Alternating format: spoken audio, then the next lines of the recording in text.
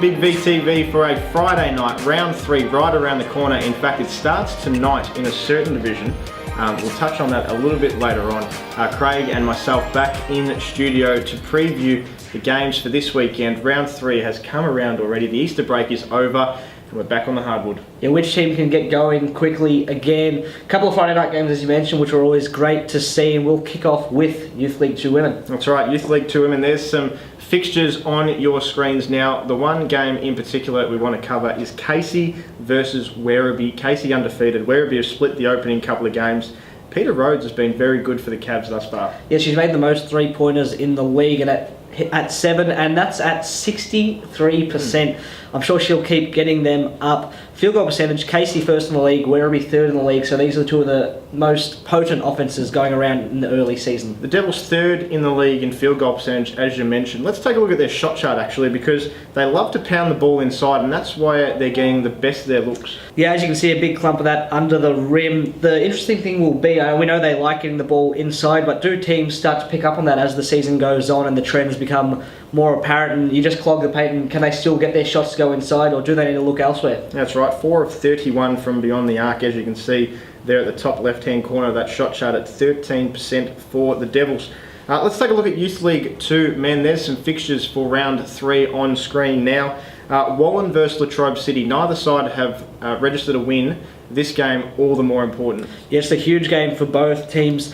Brad Watson, second in the league for points in the paint, only behind Bowl back, shooting 63% from inside. And Latrobe actually has the second best effective field goal percentage in the comp. If you're scoring that efficiently and you still haven't won a game, that means you're giving up a lot on the other end of the floor. Well, they are. They give up 59 effective field goal percentage and also 55% field goal percentage alone. Wallen, on the other hand, not great offensively. Yeah, they've got the lowest offensive rating in the league, so something's got to give here. One team is either going to continue getting stops or one team's going to learn how to score. Certainly an important game for both sides in Youth League 2 Men. Let's take a look at Youth 1 Women. There's some fixtures on screen now. The fixture we want to touch on is Camberwell against Craigieburn. Camberwell yet to record a victory. Craigieburn just got their first win in round 2. You take a look at the offensive side of the floor for these two teams. Below benchmark in the division. Yeah, both teams well below the benchmark. Craigieburn especially, who are 10% below the league average effective field goal percentage. Camberwell at 30%, Craigieburn at 26.5%. Both teams need to get it going on the offensive, and I guess whichever team can find their groove earlier in the game probably gets the nod on this one. Yeah, certainly. Best of luck to both teams there. Let's take a look at Youth League 1 Men. There's some fixtures on screen now. Warrandyte 1 and 2 against Corio Bay, who have split the opening pair of games. The Stingrays host Werribee on Saturday night before making the trip to Warrandyte, so that will be interesting in terms of tough to back it up. Yeah, obviously a tough one to go back-to-back. Fair bit of distance there between those two courts as well, but it's a massive game for Corio Bay, and I think they need to put their foot down and at least split this weekend, but hopefully could win them both. Speaking of Warrandyte, they've got a three-headed monster out there on the offensive end, don't they? Yeah, they really are, led by Jared Molnar, JRB and CPA, a lot of initials there. Yeah, nice. Jared Molnar, obviously leading the league in free throw attempts, can get to the line at will, but letting himself down at this stage, only shooting at 64%. Justin Ronan Black, second in the comp in threes made. And Cody Perry-Allenby is an interesting one, third in the league in points inside 8 feet. They can be a deadly side. There's Cody Perry-Allenby's shot chart actually, and as you can see, it's chunked in the key. Yeah, but he also does a good job of spacing out to the three-point line, taking good efficient shots inside the paint or outside the three-point line. Corio Bay, in contrast, a bit of an not average. They're a consistent good team on offense and rely on their defense to get them over the hump. So it's going to be interesting to see a contrast here. Warrandyte's three-headed monster trying to get some buckets against a very solid Corio Bay team. Certainly a good matchup. Looking forward to that one on the weekend. Let's take a look at Moulton Victorian Youth Championship Women. There's some fixtures for round 3. Altona and Diamond Valley is the contest we want to cast our eyes over. Diamond Valley obviously undefeated. This is a Terrell Conference matchup too, so all the more important. The Eagles are certainly flying, and it's helped by their defense. Yeah, best defense in the league so far, and their defensive rating is 14 points better than any team in the league, a 27.5 net rating, which is ridiculously big. It's only a small sample size, but shows how dominant they've been to open the season.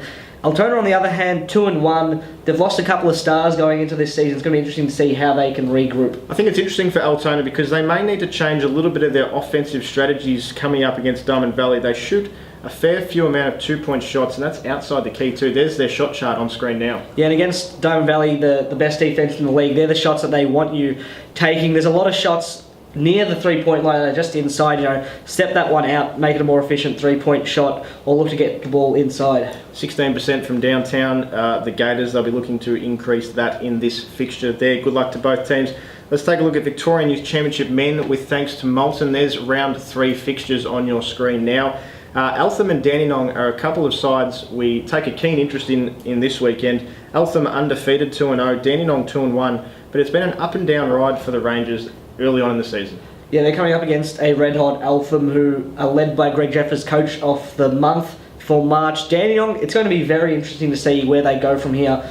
We saw when their Seabull team started to get together for some warm-up games, a lot of the youth league players, their upper echelon youth league players, dropped out of the team. So it'll be interesting to see if any of those players play youth league through the season. And if they don't, who can step up from below them and really cement themselves as a star in this competition? Just need a little bit of consistency, do the Rangers. Good luck to both teams there. Let's take a look at some senior divisions now. We kick off with Division 2 women. There's round 3 fixtures on your screen. Craigieburn take on Mornington. The Eagles are undefeated, and it's Callie Bailey Lynn's, wait for it, 350th game. So we want to give a big shout out to Callie Bailey Lynn and congratulate her on her fantastic achievement.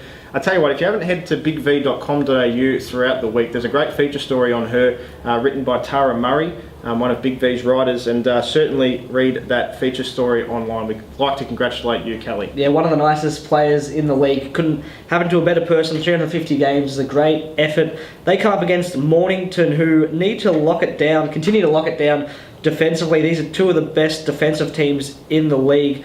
Mornington also led by two of the top 3-point shooters in the division, in Ashwright and Erin Ludwig. So it'll be interesting to see if they can fire up, and I'm sure there'll be a huge crowd down there to celebrate KBL. Yeah, absolutely. Best of luck to those two sides, and congrats again to Callie Bailey Lynn. Let's head to Division 2 men, and there's your round 3 fixtures. The contest we want to cast our eyes over is the undefeated one, Coburg 3-0, taking on the Wallen Panthers, who are 2-0. I'll tell you what, Coburg, they've got some offensive weapons, don't they? Yeah, just stuck past Sherbrooke thanks to a game-winning reverse layup, and they've managed to hold themselves undefeated. They've got a great inside-outside combo. 4 players in particular leading their offense. Jordan Harding, Jeremiah Urich, 2nd and 3rd in the comp for points inside 8 feet. And then contrasting that, James Weston, Pat Green, 4th and 5th in the comp for total 3-point makes. A really nice balance of inside and outside for Coburg on the offensive end. For Wallen, import Kojo Afrari missed round 2. I believe it was with an ankle injury, so you'd expect him to be back and bolster the squad. Yeah, it'll be a huge in. Wallen able to get a strong win without him, and I'm sure he'll just add to that offensive unit. Interesting matchup there between the Giants and the Panthers. Let's move forward and look at Division 1 women. There's your fixtures on screen now. Geelong and Warrnambool is usually a big contest because two powerhouse sides of Big V, but in the early couple of rounds, both teams just on the back foot. Yeah, Warrnambool losing at home, which you don't see very often, but it was to one of the best teams in the comp in Casey, and it was a great game, only falling by 1 point. Geelong on the road for the opening couple of games of the season. I'm sure they would be ever so keen to get back and play on some home court. It's their first home game of the season in this contest.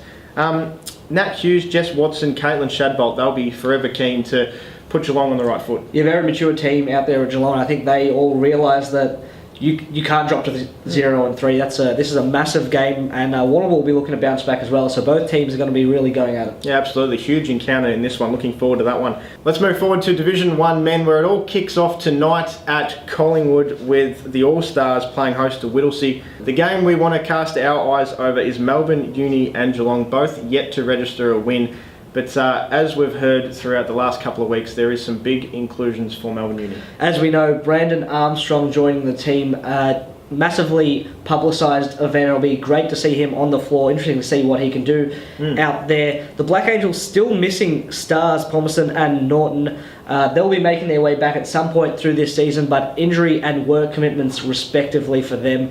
Speaking of Liam Norton, he was an absolute superstar last year as you take a look at his stats, and obviously going to be a huge inclusion whenever he can make his way back. Yeah, that's right. As you can see, 19 points per game in 34 minutes, nearly 3 assists per game last season, the star out at Melbourne Uni. Certainly they're missing a key player, Jovan Bojanic, and Woodcock, I believe, is also missing for Melbourne Uni through injury, and I think Jovan's gone overseas at this point in time, so they're missing a few key players. Hopefully B.A. Brandon Armstrong can inject some firepower into that side. For Geelong, it's their third straight away game. I'm sure they can't wait to go home, just like their women's side. Yeah, pretty much exactly the same situation as their women's side. Experienced team that knows they can't drop to 0-3, and this will be a huge game at home. I'm sure they'll pack out that arena. Yeah, obviously get down to Tinalley, Melbourne Uni, 8 o'clock on Saturday for Brandon Armstrong's first game in Big V. Let's move to State Championship Women. There's some round 3 fixtures on the screen now. Southern Peninsula and Keilor is an interesting matchup because I think it provides a real test for Keilor just to see where they're at in State Champ Women.